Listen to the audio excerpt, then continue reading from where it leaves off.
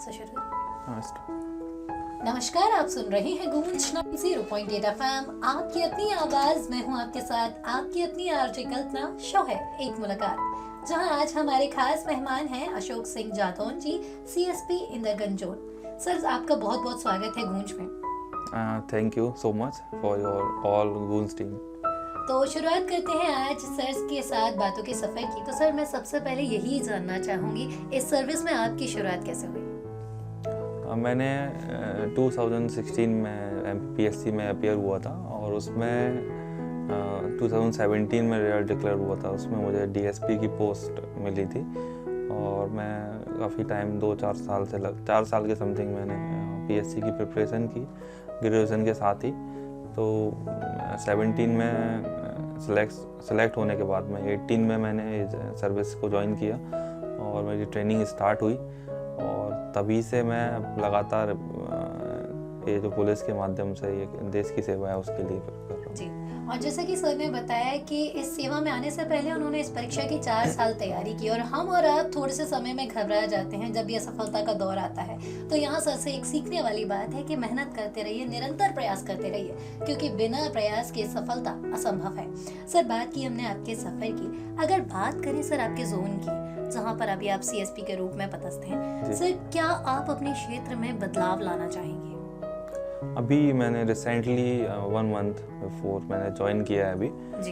तो काफ़ी चैलेंजेस कुछ देखने में सामने आए हैं मुझे, और मुझे लगता है कि हर एक क्षेत्र की एक अपनी समस्याएं होती हैं, अपना चैलेंजेस होते हैं। पुलिस के नज़रिए से बात कर रहा हूँ मैं। तो हमने जो सबसे पहले इसको समझा है कि एक जो कंजेस्टेड एरिया काफ़ी ज़्यादा आता है मेरे क्षेत्र में, तो हम लोगों का टारगेट ये है सबसे पहले कि ट्रैफिक को कुछ ना कुछ ऐसा किया जाए ट्रैफिक के लिए, लोगों से बात करके, रिक्शा वालों की कमेटी और जो भी है उनसे बात करके, और जो भी पब्लिक ट्रांसपोर्ट और जो भी हमारा अमला है उससे बात करके ऐसा प्रयास किया जाए कि लोगों को सुविधाएं हों। क्योंकि मेरा मानना है जो सबसे विजिबल चीज़ है सिटी में किसी भी सुधार के नज़रिए से, वो ट्रैफिक होता है।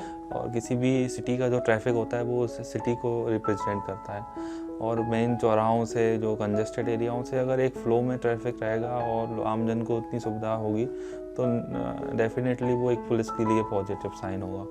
और भी जो क्राइम से रिलेटेड जो इशू आ रहे हैं अभी, और हम लोग उसमें बिल्कुल वर्क कर रहे हैं। हमारी टीम है काफ़ी अच्छे से सारे क्राइम को डिटेक्ट कर रही है।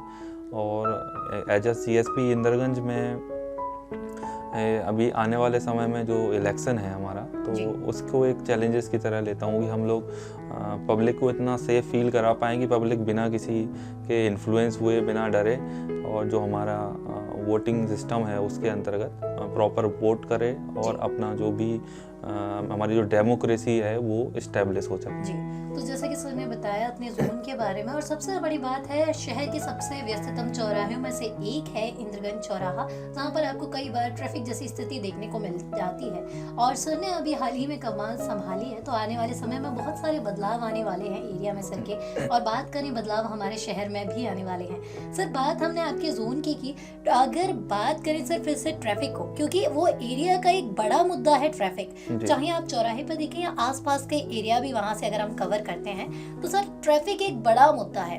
ऐसे में किस विजन के साथ आप काम करेंगे कि ट्रैफिक व्यवस्था में सुधार हो सके, साथ ही आमजन को आसानी से आवागमन संभव हो सके? अभी हाल ही में जो ट्रैफिक का हम लोगों ने एनालिसिस किया है, तो उसमें जो पब्लिक ट्रांसपोर्ट है वो मैक्सिमम फुल जो टोटल ट्रैफिक है उसका लगभग 50% और 60% है आई थिंक। तो जो ई-रिक्शा होते हैं या जो टेम्पो होते हैं, उनका एक प्रॉपर फिक्स रूट चार्ट हम लोग बनाने का प्लान कर रहे हैं। उनको प्रॉपर एक जोन में डिवाइड करने का हम लोग प्लान कर रहे हैं कि प्रॉपर ई-रिक्शा के लिए एक जोन बनाया जाए, और जो शहर के व्यस्ततम चौराहे हैं वहाँ पे उन लोगों की ई-रिक्शा की या जो भी टेम्पो वगैरह हैं उनकी एंट्री बैन हो। और हम लोग प्रॉपर डाइवर्जन प्लान पे भी काम कर रहे हैं कि इमरजेंसी सिचुएशन में जो ट्रैफिक का फ़्लो है वो लगातार बना रहे। इसके लिए हमने अपने जो भी वैकल्पिक रूट है उन पे वर्क भी किया है, और हमारे पास अच्छा अभी इंफ्रा भी है, तो हम उस इंफ्रा को यूज करके जो ट्रैफिक का फ़्लो है वो लगातार बनाए रखना चाहते हैं। और इसके संबंध में हमने ई-रिक्शा के जो भी हमारे साथीगण हैं उनसे भी बात की है, टेम्पो वाले जो पब्लिक ट्रांसपोर्ट के जो साथीगण हैं उनसे भी बात की है अभी हमने, और आई होप कि हम जल्दी किसी सॉल्यूशन पर निकलने के बाद में सभी के सहयोग से शहर को एक अच्छी ट्रैफिक व्यवस्था दे पाएंगे। और प्रशासन के साथ कहीं ना कहीं ये हमारी जिम्मेदारी है, एक जागरूक नागरिक की जिम्मेदारी है कि आप ट्रैफिक व्यवस्था को खुद मैनेज करें, खुद देखें कि आप कहाँ सही अपना वाहन पार्क कर रहे हैं, नहीं कर रहे हैं, कैसे आप अपना वाहन चला रहे हैं, क्योंकि ये छोटी छोटी बातें हैं लेकिन बहुत काम की बातें हैं और हमारे और आपके लिए आवागमन के समय को कम करती है, साथ ही आपका रास्ता जो है वो आसान करती है। तो कल्पना आपसे यही कहेगी क्वालिटी राइट्स थोड़ा सा देखिए, थोड़ा सा समझिए और फिर आगे बढ़िए। सर, बात की हमने ट्रैफिक की, अगर बात करें सर शहर की, आए दिन घटनाएं बढ़ती जा रही हैं, क्राइम की घटनाएं हमें देखने को मिल रही हैं। ऐसे में पुलिस प्रशासन कैसे बढ़ती घटनाओं पर कंट्रोल कर पाएगा या क्या विजन के साथ हम काम करेंगे? बेसिकली अभी कुछ समय में कुछ ऐसी घटनाएं सामने आई हैं जिन घटनाओं का एक सोशल इम्पैक्ट ज़्यादा हुआ है क्राइम के नज़रिए से देखा जाए, बट वो एक कोई ग्रुप या किसी ऑर्गेनाइज कोई ऐसा क्राइम अभी तक ग्वालियर में हम लोगों के संज्ञान में नहीं आया है। वो इंडिविजुअल किसी का पर्सनल क्राइम हो सकता है, बट फिर भी कोई घटना होती है तो उसका एक सामाजिक प्रभाव होता है, सोशल इम्पैक्ट होता है। तो बट फिर भी जो पुलिस की उसमें जो भूमिका होती है किसी भी क्राइम में, तो पुलिस का रोल ये रहता है कि पुलिस अपना जो क्राइम का डिटेक्शन है, इन्वेस्टिगेशन है और उसमें जो अरेस्टिंग जो भी लीगल एक्शन होना चाहिए वो एकदम प्रॉपर हो पाए, टाइम से हो पाए, तो एक पब्लिक का फेथ डेवलप होता है। तो मुझे जो जब से आए हुए टाइम हुआ और प्रीवियस जो भी क्राइम हुए हैं जो अभी चर्चाओं में रहे हैं, तो मेरा मानना है उनमें हमने बेहतर कार्रवाई की है, उनमें हमने बेहतर रिजल्ट्स दिए हैं और हमने सारे जो भी क्राइम हुए हीनियस क्राइम उनमें हमने डिटेक्शन भी किया है और प्रॉपर अरेस्टिंग भी की है। और तो इससे एक पब्लिक के बीच में एक जो सेफ्टी का जो भाव होता है कि हाँ हम सेफ हैं और हमारी पुलिस व्यवस्था है, लॉ एंड ऑर्डर मेंटेन हुआ है, तो वो अभी बना हुआ है। बट फिर भी अगर आने वाले समय में हम इलेक्शन को टारगेट करते हुए ज़्यादा से ज़्यादा जो क्रिमिनल लोग हैं या जो भी ऐसे व्यक्ति हैं जो समाज को थोड़ा प्रभावित करते हैं, न्यूसेंस क्रिएट करते हैं, तो उनको हम प्रॉपर उनके अगेंस्ट प्रतिबंधात्मक कार्रवाई भी कर रहे हैं, प्रिवेंटिव एक्शंस लिए हमने।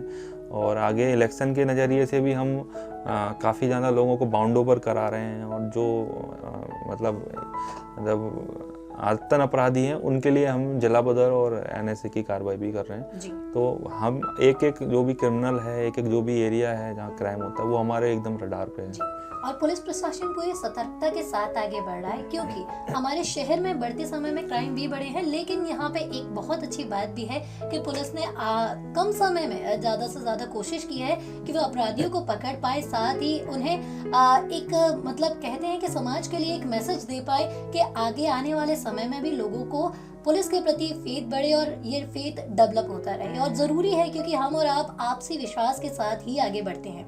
तो सर, जैसे हमने बात की विश्वास की, बात की प्रशासन की, सर अगर बात करें इलेक्शन की जो कि आगामी समय में होनी है और कई सारे बदलाव इलेक्शन की वजह से होने हैं, ऐसे में हमारा पुलिस प्रशासन इलेक्शन के लिए कितना तैयार है? बेसिकली जो इलेक्शन में जब आचार संहिता लागू होने के बाद में एक इलेक्शन के लिए हम लोग करते हैं, लेकिन अभी से पिछले 2 महीने से हमारी जो पुलिस है वो एकदम एक्शन मोड में काम कर रही है। हम पहले से इस तैयारी को मान के चल रहे हैं कि इलेक्शन होने हैं, तो हम पहले से उसके लिए तैयार हैं। और जो भी इलेक्शन को प्रभावित करने वाले, जो भी न्यूसेंस करने वाले लोग हैं, उनके अगेंस्ट हमने अभी से एक्शन लेना स्टार्ट कर दिया है। उनको हमने लिस्टेड किया है, उनके अगेंस्ट हम लगातार कार्रवाई कर रहे हैं, उनको हम बाउंड ओवर भी करा रहे हैं, उनके अगेंस्ट जो भी प्रिवेंटिव एक्शंस बनते हैं वो हमने अभी से लेना स्टार्ट कर दिया है। और जो चुनाव में जो एक प्रॉब्लम आती है कि इलीगल लिकर हो गया, इलीगल वेपन हो गया, जिनसे वोटर्स हैं उनको डराया जाता है, डाइवर्ट किया जाता है, तो वो लोग अभी से हमारी रडार पे हैं। और हमने अभी प्रीवियसली कुछ दिनों में बहुत अच्छी कार्रवाई भी की है, जिसके माध्यम से हम लोगों के बीच में एक सेफ्टी का भाव आया है कि हम लोग सेफ हैं। तो वोटर को सेफ फील कराना पुलिस का एक मेजर सक्सेस माना जाता है। तो इलेक्शन के लिए हम लोगों ने अभी और भी जैसे आगे आने वाले समय में जैसे जो भी इलेक्शन की घोषणा होती है, हम लोग और ज़्यादा फोर्सफुली इस पे काम करेंगे।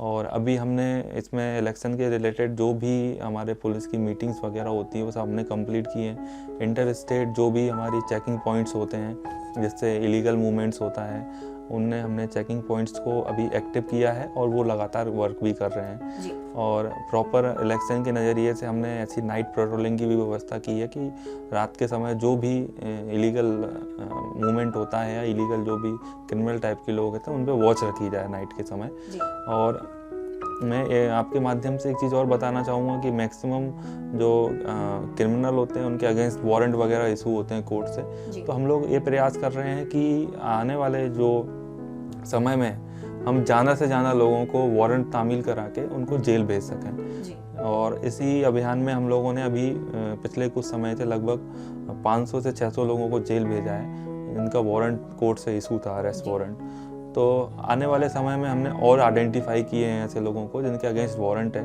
तो हम लोग उनको जेल भेज रहे हैं कि वो चुनाव को प्रभावित ना कर सकें।